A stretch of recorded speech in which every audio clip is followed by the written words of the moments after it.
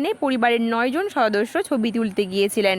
আর কিছু বুঝে ওঠার আগেই হঠাৎ করেই জল বেড়ে যায়, আর সেটা কিন্তু ভয়াবহ আকার নিয়ে নেয়। তাতে ভেসে যান পরিবারের 9 জন সদস্য, তার মধ্যে ছিল কিন্তু পরিবারের 2টি নিষ্পাপ শিশু।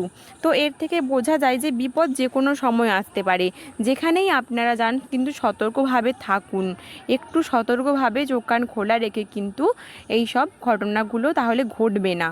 শেষে এটাই বলার যে যদি বর্ষাকালে আপনারা কোথাও বেড়াতে যান, বিশেষ করে পাহাড়ি অঞ্চলে, খুবই সতর্কভাবে চলাফেরা করুন।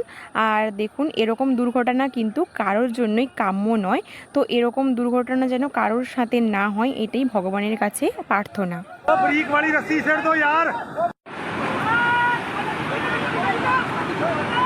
गुड गुड, बस कोई घबराना नहीं बेटे, घबराना नहीं अब। और रस्सी फेंको छोटी।